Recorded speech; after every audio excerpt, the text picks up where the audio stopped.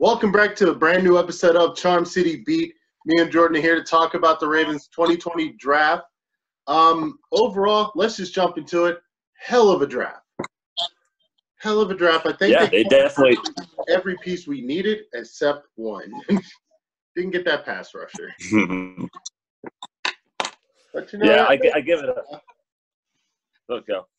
I was going to say nobody's perfect. And I mean, I think the picks that we got, and there's still rest of the offseason. A lot of players are going to be in flux soon. We may even pick up a pass rusher. Plus, we do still have Calais Campbell. So maybe next year. That might be actually probably the number one pick next year. Probably. Yeah, I'd probably give them, in my opinion, a solid B plus, an A minus in that range somewhere, mostly because they didn't get that edge rusher they probably really need. But they went out and they solidified that middle linebacker spot with two linebacker picks with Patrick Queen at the top, and then obviously the linebacker from Ohio State later in the draft.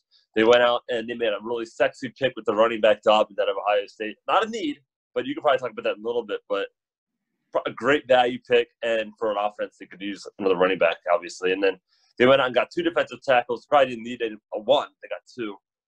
So they beefed up that defensive line after getting ran over by Henry last year. So I'm intrigued. And then they obviously got some stud receivers in Devin Duvernay and then the kid out of SMU. A lot of speed in this draft for them, doubling down on speed. I was impressed by this draft. Another A plus, well, A minus in my opinion for Eric DeCosta. Yeah, I'm going to give it a straight up A. And you know what?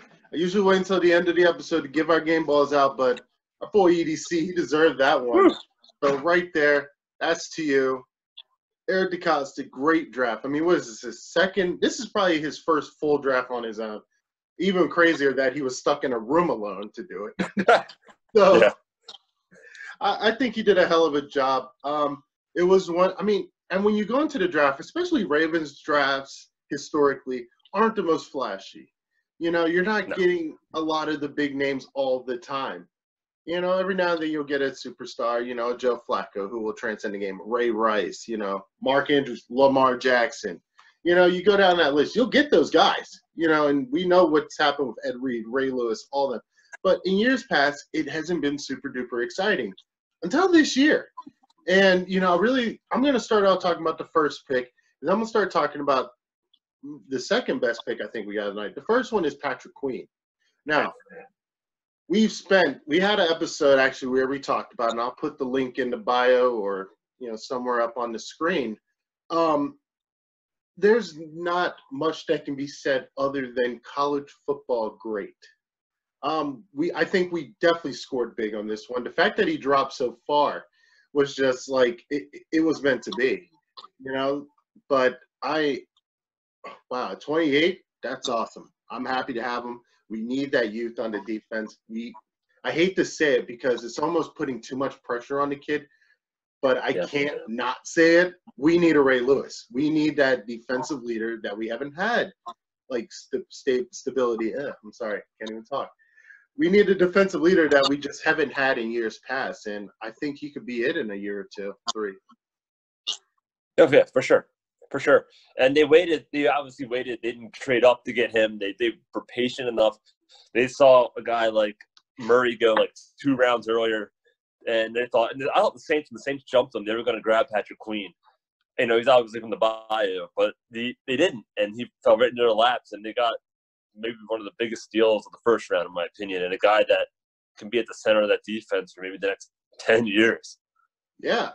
With the Saints going ahead of us, I am really surprised that they didn't take him. I thought for sure, for starters, I wanted him, but I was like, you know what? It was a typical Raven fan. I'm like, he's not going to be there. He's not going to be there that late in the night. And the fact that New Orleans didn't jump on him really was like, okay, this is happening. We're about to watch this happen. And like I said, we've talked about him a lot in the last video, so I won't talk too much about him. And I'm going to go on to the next pick, and a pick that has a lot of people scratching their heads. J.K. Dobbins in the second round at number 55. Now, we can sit here and, you know, we love that offensive last year. Mark Ingram, Gus the Bus, Justice Hill. But Mark Ingram is on the opposite side of 30. Gus the Bus only has a year left in his contract. I don't see the Ravens re-signing him now that they have J.K. Dobbins. Originally, I guess knee-jerk reaction was like, well, Justice Hill's gone, because I'm used to hearing Gus the Bus's name all day, all night. But J.K. Dobbins complements Justice Hill's, speed and shiftiness, whereas J.K. Dobbins is just more of a Mark Ingram. And again, we can never have enough running backs with that much power, with that kind of speed. So, again, we picked the best player off the board at 55, and I think we'll definitely see the rewards of that. Jordan? This was, to me, the top pick. He could have taken him at 25 or 28 overall, rather, and that would have been right where he should have gone in the first round. He dropped. They could have taken the fact that he dropped all the way to 55, nearly more than 20 picks. It's unbelievable to me, and it's clear cut, best player on the board, best value at that moment, and it kind of does make sense to your point. Mark Ingram's coming off a non-contact injury. They kept them out of that playoff game against the Titans, and I thought maybe they didn't run Gus enough in that game against the Titans, but they didn't trust him in that game. That's the only thing I could think of. Yeah. And that was a worrying to me that, he's on his way out regardless. And I think to bring in Dobbins is a guy that can go between the tackles. It's legitimately, like you said, a recreation of Ingram. And this is the guy that for the next, 5-6 years is going to be in that offense with Lamar Jackson and Mark Andrews and Hollywood Brown and Duvernay. And I'm excited for what he's going to bring to this team. And, he had more rushing yards in a single season than Eddie George, for Ohio State. This is a guy, a lot of success, and I think 10, 15 years ago, he would have been a top 5 pick, like Maurice Collette or something. Yeah, and another good point is, he's from Ohio State, another big-name college, Big Ten. We know what they can do. We saw what they did in the college playoffs. So we're not talking about a kid from, a small school. We're not talking about, a D1 AA school. We're talking about the big deal. So this kid is used to running against NFL-sized guys, and I think he's ready to play right away. I think preseason's good. If it happens, we don't want to jinx it, but I think it's going to be fun to see what he can do, and then into the regular season. I am interested how they move on from Gus. Are they going to try to trade him? I don't know if they're obviously probably not going to keep him 4 running backs. I don't see that unless somebody's sitting inactive every week. But, what I like about Gus is that he's a gamer, and I assume they won't run Ingram at all as much in a preseason action. So I think they're going to use the hell out of Bus in the preseason game. And if he balls out in preseason, I can see him going to a team that could use a running back or use a backup running back legitimately. Because the Ravens will flip him for a 4 or something. I mean, they got a 5 for a kicker last year that they turned into Cleveland. This is ridiculous what the Ravens can do for draft picks. So we'll see. Yeah, Gus is still young. He's a powerful runner, and we see what he can do. Downhill running all day, all night. And there are teams that like that style. Teams that are trying to replicate what the Ravens are doing. So to see him maybe go to Philly, where Jalen Hurts was just drafted, or maybe even out to Arizona, who knows where they may try to fit him in, where, he could be that secondary running back. But again, the preseason, like you said, it's going to be his job interview, I think. If he balls out, there's no way he's not getting traded before that preseason is over. Yeah, agreed. And he's going to get paid where he goes. I mean, he might not get paid, obviously, top-tier money, but he's going to get paid an extension. There's going to be something out there for him, and he deserves it. Yeah, and then the Ravens turned around, and they had to pick 5 picks later, and they dealt with the New England Patriots to get more picks in the 3rd. Were you curious about that? Because I thought there's a guy on that board in Bond, the outside linebacker, an edge rusher from Wisconsin that ended up going to the Saints I think in the 3rd round. But here's a guy that they obviously didn't covet him as much as the media did and the fans did, because they would have taken him there. They chose not to. I guess they saw value in the 3rd round while they did it, and they got some tremendous players in the 3rd round to their point. But it was curious in that regard that they to pass up a good player in the 2nd round like they did. Yeah, so I'm not gonna lie. There's 2 sides of me when I'm watching football. There is the fan side, and then there's the professional side. The professional side is like, oh, this is seriously strategic. We're getting all these picks. We're just racking up the 3rd rounds looking fat for us. But then there's the fan side where I'm like, why the fuck are we letting the Patriots helping them? Like, why are we doing this? So I was a little baffled, and of course, we had been drinking that night. So I'm like thinking, what the heck are we doing? Calm down a little bit. It's like, actually, it made sense, because as you're about to explain, The third round was full of potential, and we made out big. Yeah, Friday night continued with the second and the third round, and while they didn't pick at the end of the second, they picked 4 times in the third, and they got players that could contribute on day one for the Ravens, starting with a very, very speedy receiver out of Texas, and Devin Duvernay. He's actually the second third-round pick they took, but to me, he was my favorite pick of the entire draft. And it's a guy that, you know, he brings up memories of Steve Smith Sr., the same fiery kind of attitude, the same type. He's a small receiver, but he brings a pop, and he'll hit you. I mean, he actually ended up, you know, I saw a clip where he took out the future safety draft pick of the Cleveland Browns, you know, the Bednarik winner. And he came back and jawed in his face after he did it. But he led Texas with 106 catches, over 1,000 yards receiving, runs a 4.3. You're going to put him in the slot opposite of Hollywood Brown. It's just more speed to this track team that is the Baltimore Ravens. Tremendous pick, in my opinion. And you saw John Harbaugh's reaction when he took him. He stood up, fist pumped, and I think that I love the raw emotion that this year's draft showed us fans, but to see it in that moment, exactly what his player meant to John Harbaugh in this program, it's going to be a great pick. And it came right after they ended up taking a defensive tackle out of, you know, Texas A&M and Justin Madubuike. I think Madubuike. Thank you. Messed it up on draft stuff. Tremendous player, and they're going to put him inside that middle of that defensive line with Williams and Cleese Campbell. Any of your thoughts on either of those two guys? That's really So I mean, let's be honest here. I will never ever say no to speed, especially a wide receiver. And if you look around, and one thing I did notice is that the days of those 6'4" and taller receivers, you know, those bigger, taller guys, they're over. A lot of these receivers, it seemed like, were all short guys, about between like about 5'10", 6 feet, 6'1", 6'2". So we're not talking about super tall guys, but we're talking about fast kids. I mean, we're talking straight speed, you know? So when you mix that in with Hollywood, you got Hollywood, and you have the Duvernay, and then all of a sudden on the other side you have Mark Andrews, who probably is on the faster end of most tight ends. You have Willie Snead, who isn't slow by any shape. Then you fill in the backfield Lamar Jackson, Justice Hill, and his speed, and then you want to throw in J.K. Dobbins and Mark Ingram to really push the pile. There's going to be more speed than I think the Ravens have ever had, probably more than any NFL team has. I don't think there's probably a guy in each skill position that runs above like 4.8. It's the fastest receiver, fastest quarterback. Justice Hill might be the fastest running back. Has to. It's crazy. It's crazy. Yeah. And then the third round, they keep going. They double dip in Columbus and come back with Malik Harrison, the outside linebacker.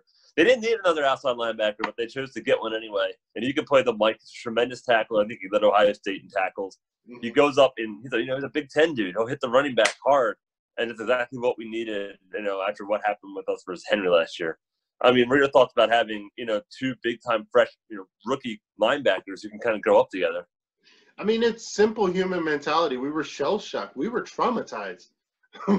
I mean, Henry literally did a number, I think, on the franchise, the fan base. I think everyone in the 410 area code has some sort of PTSD after that.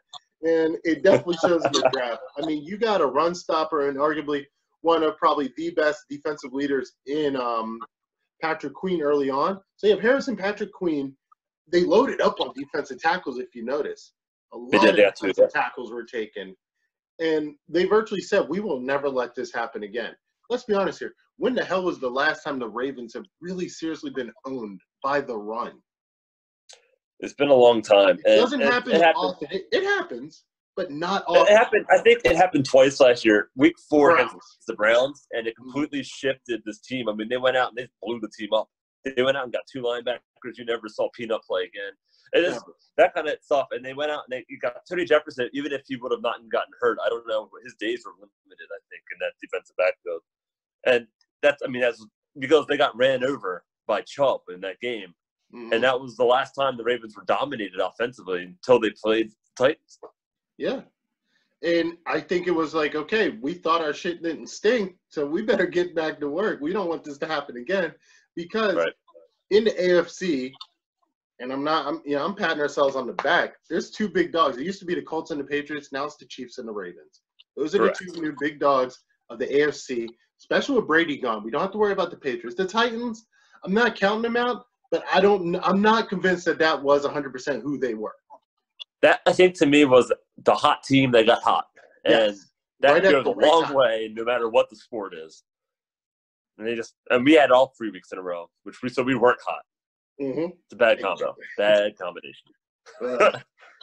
But, and I mean, you go down. We did try. I think they're trying to fill that guard spot. They did make a signing earlier today, but they drafted Ben Bredeson in round 4.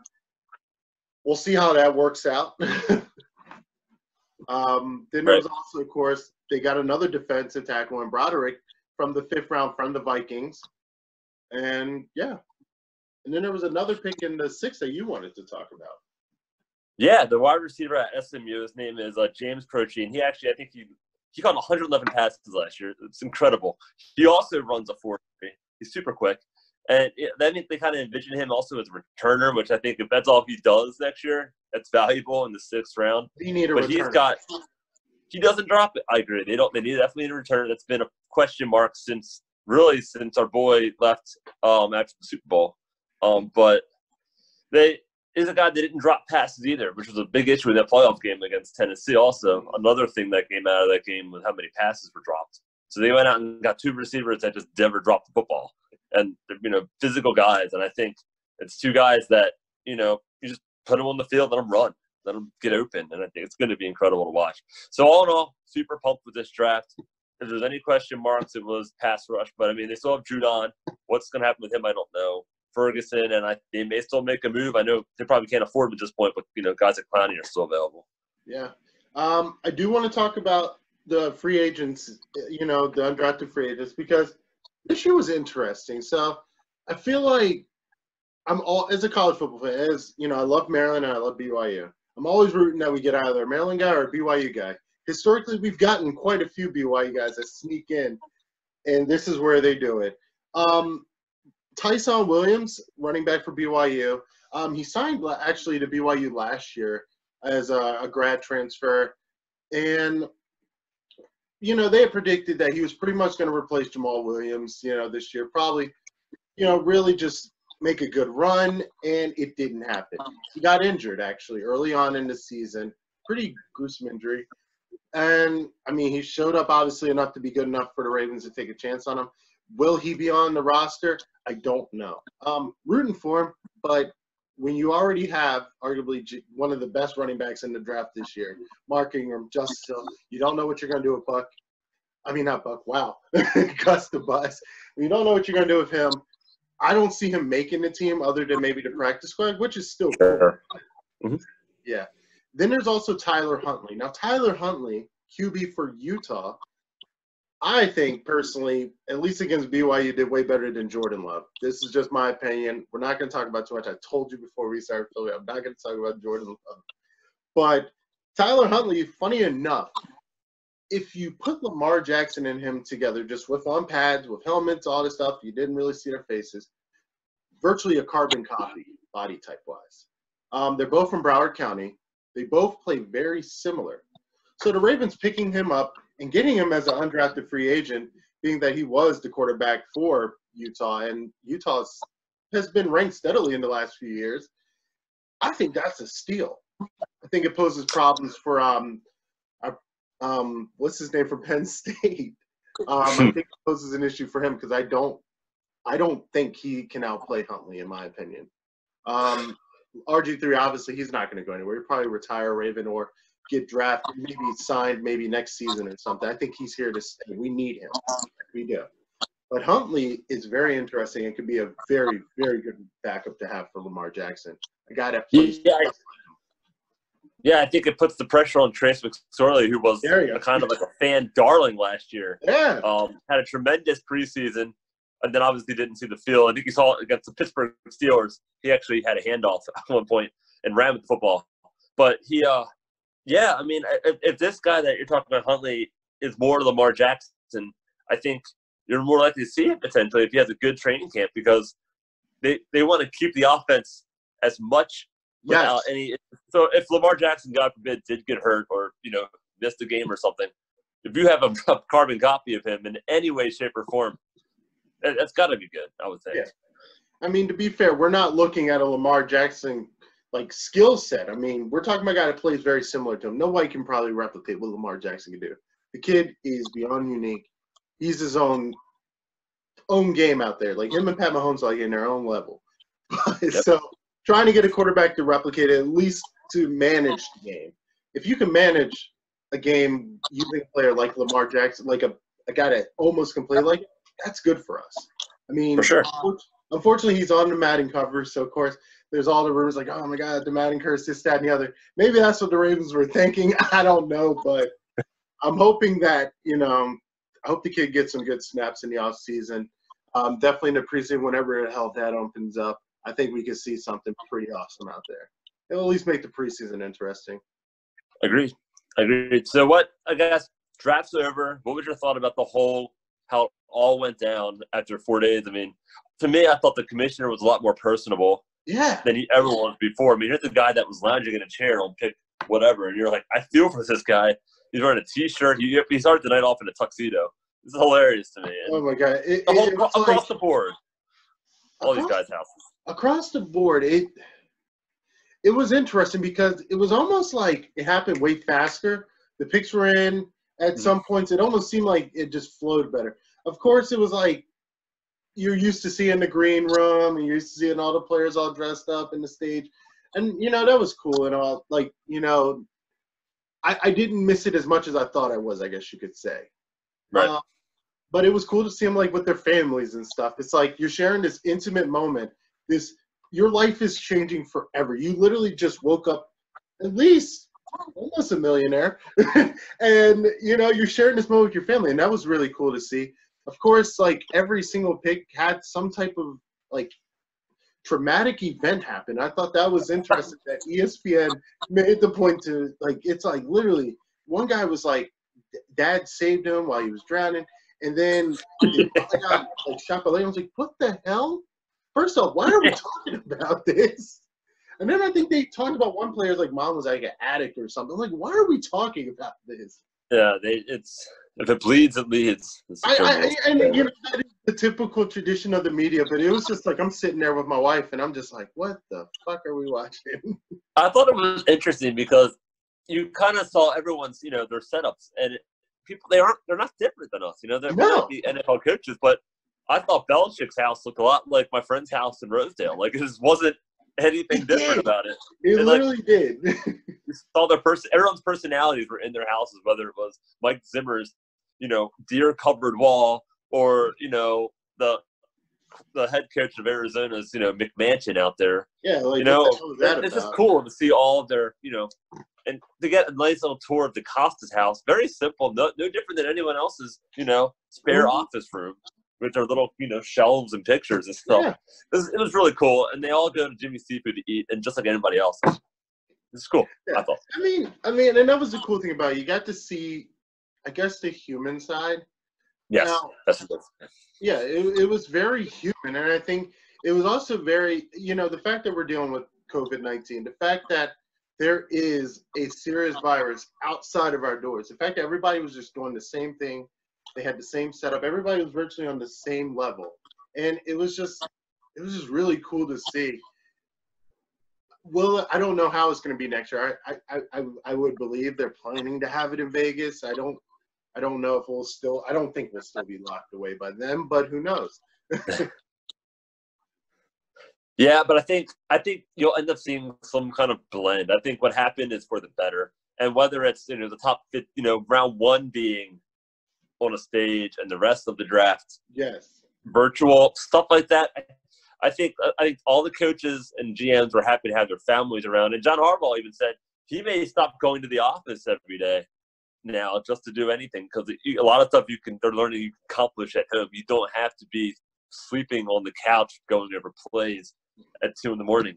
type of thing. And I think that's what they're kind of realizing is how they can kind of shift it a little bit. I think that's true for across the board in everyone's jobs, by the way. Yeah. It's very interesting how this is affecting our day-to-days. I mean, even right here, and of course I posted a picture on our Facebook page. Like, my home setup right here is just so simple. And I remember talking to my wife, and she was like, well, this like the NFL and the way they're changing. Well, you guys could change the way you do things because it makes you guys able to do videos faster, communicate better. So, I mean, out of this virus, a lot of things could change, but I think the way we do things is going to be so much more easier, I guess, in a sense. It won't be you'll have to like go to this place or this, that, or the other. So I don't know. I thought I thought it was really awesome looking at it, and I hope we get to see these players really play. I think as a whole, because I do want to talk just a smidgen about the AFC in general. The Bengals have become an unpredictable team. I won't say scary. I'll never say scary because we said that about the Browns and look what happened to them. So, but I do think the Steelers, if you look at their roster, the unsurety of what Big Ben can do, they picked up a good receiver, I think, in my opinion, who might be able to do well with them. But I don't see them really.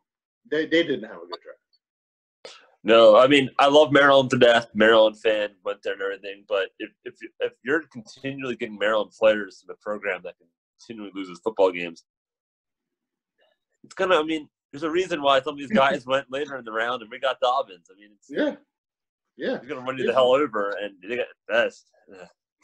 We'll see. They've been surprised before. Mike Tomlin's kid goes there, and I think he's too involved in the program. Yeah, there might. Could we see that boy on the Steelers one day? Possibly. If Mike Tomlin doesn't get fired in the next 2 years, that kid might be actually on there. Yeah, I think the Bengals had the best draft of the AFC North other than the Ravens. Not even just saying that biasly. The Ravens are, across all the media networks, high B, high A. Mel Kiper gave them the best grade of all his teams. I'm right there with them. I think they hit on all the value. They hit on value mostly, but they got players that will impact immediately. But the Bengals went out and got their star quarterback. They went out and got their star receiver, the kid from out of Clemson. They stockpiled talent. Yeah. But they're obviously the worst team in the NFL for a reason. And so I'm interested to see how it translates, especially in a shortened season. If it does happen, it could be a couple of years before you kind of see that impact. Yeah. The Browns did well. They have all the talent in the world. So there's no reason why they can't go to the playoffs next year with 7 teams making it. If they can't get to the playoffs, Cleveland Browns. Need to give it up. Just go quick. Go to the XFL. Yeah, is the XFL coming back? Because, y'all just ain't it. You have a Heisman quarterback. You have 2 of the top receivers in the NFL. You have 2 of the best you might have the best 1-2 running back punch in the NFL. Don't forget Njoku's a great tight end. And then the defensive line, Myles Garrett. And they went out and got more cornerbacks. They had one of the best corners to begin with. I don't understand it. I don't get it. It's the culture. I've been telling people this for years. The Browns could have literally Tom Brady in his prime and find a way not to get to the playoffs and still be under 50. Well, they did have Belichick, and that did not work out for them. Exactly. So I mean, I think the franchise is just cursed. It's just that they're cursed. But again, I think it was an interesting draft. We definitely saw, I think, what might be partially the future of the NFL, a more virtual and just maybe even distance-based communication. And it has its positive, it has its negatives, but it was a fun draft. I'm glad the Ravens got who they got. I can speak for the whole team. That was awesome. Yeah, great time. Had a blast doing all the interviews and all the videos with all you guys. And, it was a tremendous experience for myself and for LitTube, in my opinion. Exactly. So that does it for our episode tonight. Don't forget to like and subscribe to this video. Stay tuned for much more. This is only the beginning. We got a lot of time probably left until football comes back, and I'm pretty sure there'll be a ton of movement after this with trades and everything else. So stay tuned for that. We got you covered here on LitTube. Take care.